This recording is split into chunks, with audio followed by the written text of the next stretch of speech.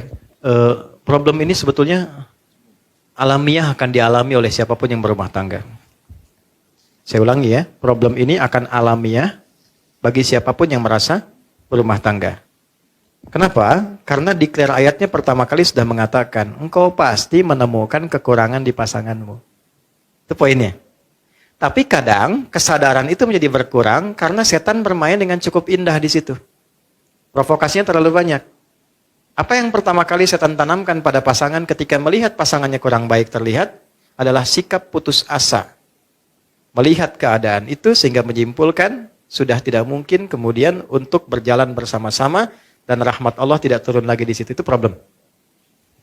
Maka bagaimana kemudian menguji itu semua? Ada dua timbangannya.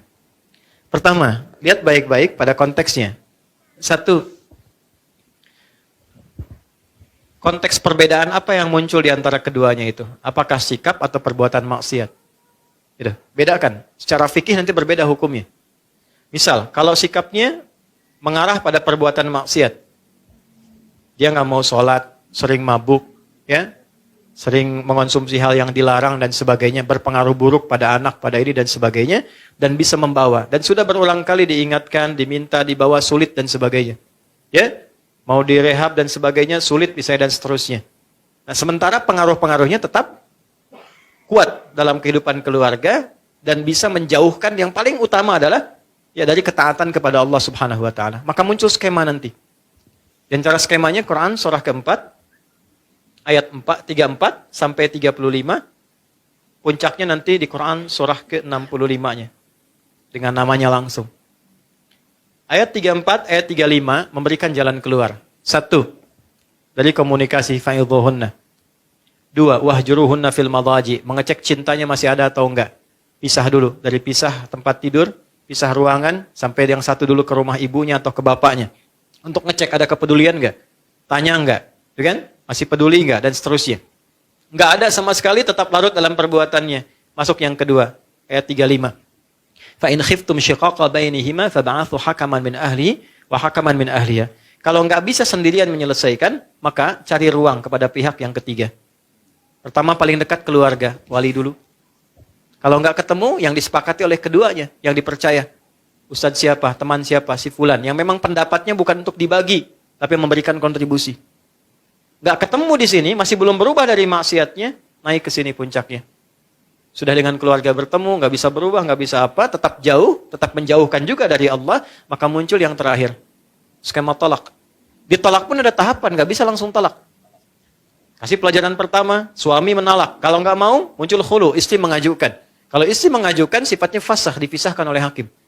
Ya, dipisahkan ini nggak seperti talak yang biasa. Kalau yang biasa, rujuk sekali, memperbaiki. Itu rujuk itu jangan dipandang rujuk, nggak begitu.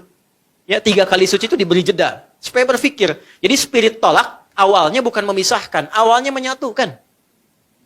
Sehingga diberi jeda. Coba 3 kali suci, berpikir enggak, berpikir enggak, berpikir enggak. Awalnya tolak itu turun untuk menyatukan, bukan memisahkan. Tapi ketika ini bengal tidak berubah, misalnya tetap dalam konteks maksiatnya, maka muncullah perpisahan. Ya, itu pun masih mau dirujuk apa enggak? Kalau enggak ya sudah. Kalau yang perempuannya nikah lagi selesai. Kecuali ini selesai nyambung lagi. Ini dalam konteks maksiat. Tapi dalam konteks perilaku yang bukan maksiat. Misal, karakter. Keras. Ya kan? Macam-macam lah, silahkan keluarkan karakter. 1, 2, 3, 4, 5, dan seterusnya.